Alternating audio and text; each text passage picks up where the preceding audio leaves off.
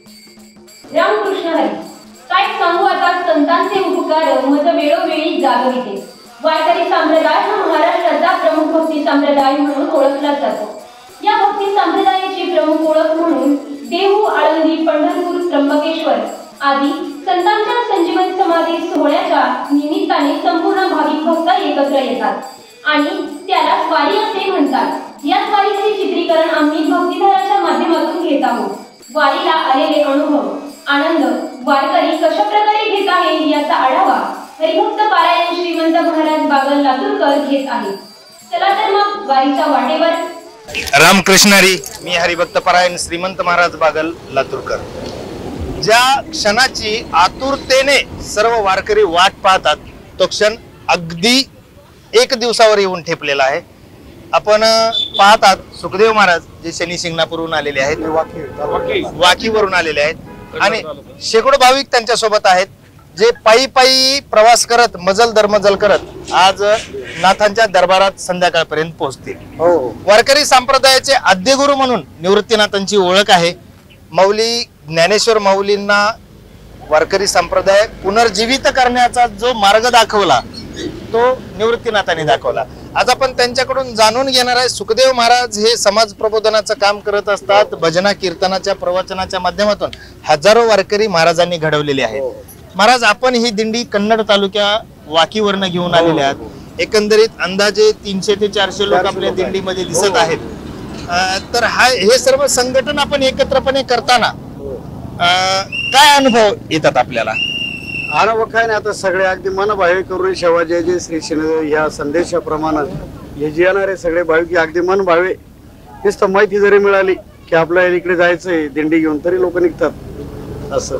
आणि अनुभव काही नाही, कोणाचे हात दुखत नाही, पाय दुखत नाही. आता 80-80 वर्षाचे म्हातारे आहे, बरोबर आहे का, ह्या सुद्धा अगदी पळतच चालतात. ही देवाची कृपा होती ना त्यांच्यावर. मागील काही दिवसापूर्वी प्रसार माध्यमाने एक स्पेशल रिपोर्ट बनवला होता की ज्यांची वय दिंडीमध्ये चालणारी सहसा जी लोक आहेत ते सरासरी 50च्या पुढचे असतात. 50च्या पुढचे असतात. एक महिना हे लोक दिंडीत चालतात. नामाचा इतका महिमा आहे की या लोकांना सांधेदुखीचा कुठलाही त्रास होत नाही, कसल्याही प्रकारचा त्रास होत नाही. सर्वात महत्वाचा विषय आहे की विठ्ठल नामावरती एक रिपोर्ट तयार झाला होता की विठ्ठल ठ वरती भार पडल्याने हृदय विकाराचा त्रास त्यापासून दूर होतो असा एक रिपोर्ट मागील 2 वर्षापूर्वी साम टीव्ही वरती प्रकाशित झाला होता. त्यामध्ये 20 डॉक्टरांचं एक पथक तैनात करण्यात आलं होतं. त्या पथकाने दिंडीतल्या बऱ्याच लोकांची आरोग्य तपासणी केली होती आणि त्यामध्ये निष्पन्न झालं की वारीचा महिमा इतका अगाध आहे की ज्यांना सांधेदुखीचा त्रास असेल, ऑर्थोपेडिक, त्याचबरोबर हृदयाचा त्रास असेल, असे त्रास या दिंडीच्या प्रवासामुळे, दिंडीत येण्यामुळे कमी होतात. आपण या दिंडीमध्ये जाणून घेणार आहेत. ज्या पताका घेऊन ज्या आजी चालत आहेत, आजीचं वय सरासरी 70 वर्षाच्या आसपास असेल. आजी, कधीपासून तुम्ही दिंडीला येत आहात? 10 वर्ष झाली. 10 वर्ष झाले. आता इकडे 2च झाले, पण पंढरी, आळंदी. बर, शेतात निंदायला जाता का? कांदे लावायला लावता झाले. बर, सुना किती आहेत तुम्हाला? 2 सुना आहेत तुम्हाला. बर, म्हणजे सुनांना काम सांगता का? मग म्हणजे ज्या आजी घरी बसून सुनांना काम सांगतात त्या आजी न थकता दिंडीमध्ये पायी चालतात. आपण सगळीकडे या सगळ्या गोष्टीचं आपण पाहत असतो. आणखी एक आजी आपल्यासोबत.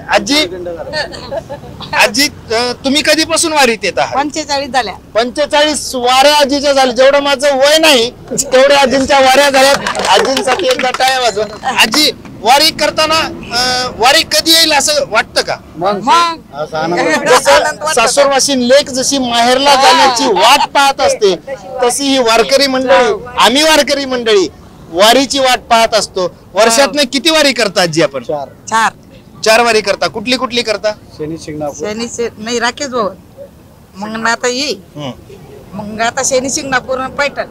बर, त्र्यंबकेश्वर. 4 वाऱ्या. 4 वाऱ्या वर्षातनं 4 वाऱ्या करतात. अंदाजे कन्नड ते त्र्यंबकेश्वर जर विचार केला तर 250 किलोमीटरचं अंतर आहे. जाताना तर वाहनाने जात असाल, परंतु 250 किलोमीटर अंतर. दर दिवसाला किमान 20 किलोमीटर अंतर कापत सरासरी 10 ते 12 दिवसाचा प्रवास त्यांचा आज इथे संपणार आहे. उद्या त्यांना गुरूंचं दर्शन होणार आहे. त्यांनी जी 10 दिवस मेहनत घेतलेली आहे ती 10 दिवस मेहनतीचा प्रसाद त्यांना उद्या मिळणार आहे.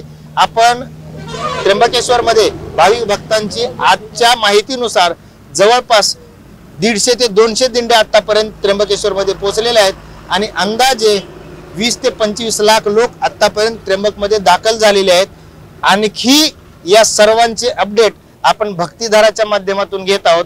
ब्रह्मगिरीच्या शिखरावरून उगम झालेली गोदावरी जशी हळूहळू महाराष्ट्रामध्ये मोठी होत गेली तसंच भक्तिधाराच्या माध्यमातून आम्ही वारकरी संप्रदायाचा प्रचार आणि प्रसार घरापर्यंत पोहोचवण्याचा प्रयत्न करत आहोत. तोपर्यंत असेच भक्तिधाराचे अनेक लोकांचे अनुभव आपण ऐकून घेणार आहोत. महाराज आहेत.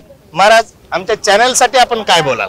नाही, आपण जे आपला वारकरी संप्रदायाचा जो प्रचार प्रसार जो करतात, कारण की आज धर्माचं कार्य फार महान झालेलं आहे आणि आपले लोक धर्मापासून खूप अंतर गेले आणि धर्माचा प्रचार तुमच्या ह्या चॅनलच्या माध्यमातून होतो आणि असाच प्रचार आपल्या धर्माचा वारकरी संप्रदायाचा तुमच्या माध्यमातून अजून होत राहो एवढंच. आणि तुमचं फार फार अभिनंदन करतो दिंडी सोहळ्याच्या वतीनं.